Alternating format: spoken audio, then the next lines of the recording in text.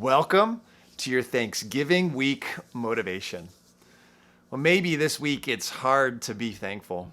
In fact, it seems like in this season, there's more things that we can think about that we're unthankful for than the things to be thankful. And so this week, we need to be motivated to give thanks for what's going on. See, this is a special time of year. It's really the one time a year in the United States designated to give thanks for whatever it is that we should be thankful for. And if we were to think about our situation and really ponder what's going on, there are many things that we can be thankful for. In fact, one of them is this video. I'm making this video, and there's a chance that in this video, I'm going to say something that you disagree with me on. And that we can go back and forth in the country we live in because you may not see the things the way that I do. I may not see the things the way that you do, and we can disagree on that. That's beautiful. In fact, that's something to be thankful for because there's a number of things happening right now that I don't necessarily agree with. A number of things where I think the government is overreaching in places that they shouldn't. When they're telling me who I can and cannot have in my home, I don't believe that that's effective government. I think that that's government that's not doing their job. See, I'm paying taxes, I'm paying a mortgage, I'm paying for the house that I live in so that I can do what I want in my home. And I believe that's something in our free country that we should be able to do. In fact, when you think about the freedoms we have here in America, that's something that's been a staple of freedom, that we can be landowners and that we can do what we want on our land. And so when government steps in and says, hey, you can no longer do this, I sit there going, hey, government, I don't think that's your job. And yet, as you're watching this video, you can disagree with me going, well, you're wrong. The government should be doing that. And we can go back and forth all day long. And yet that's something that I'm thankful for, that we live in a country where we can do that with each other.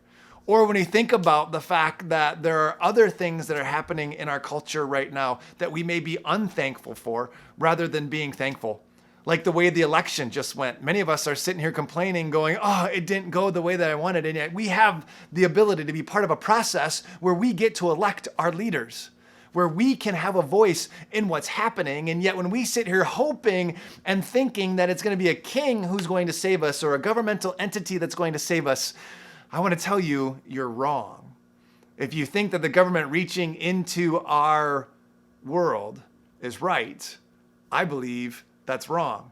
If you think that the government is going to save us, I don't believe that's the case at all either. In fact, I believe that when we put our faith in government, the only thing it leads to is trouble. And yet, we live in a country that I'm thankful we live in where we can have conversations like this, which may not be the conversation you want to have this Thanksgiving, which I totally get. I don't want to be having this conversation either. So what do we do about it? Well, I think we need to get out of our context and remember the things that we can be thankful for. And what's that? Well, one of the major things that we should be thankful for is that someday we have a king who will come and make all things right. Not a king of this world, not someone who will come up out of the ocean of mankind, out of the sea of the world that we live in, but rather a king that will return who's been here already, who came as a servant, who died as a criminal, and yet promised that someday he'll return, and when he does, every knee will bow and every tongue will confess that he is Lord, and then he will make all things new.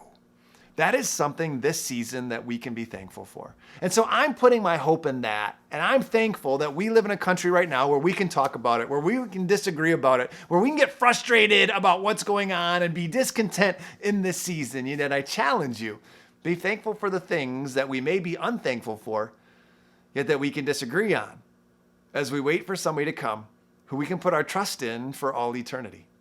And so my challenge this week and my motivation as we sit in Thanksgiving week is, what are you thankful for? And are you able to be thankful that your king will someday come? Because this man named Jesus promised that he would return. And so as we come out of Thanksgiving, we go into what's called Advent.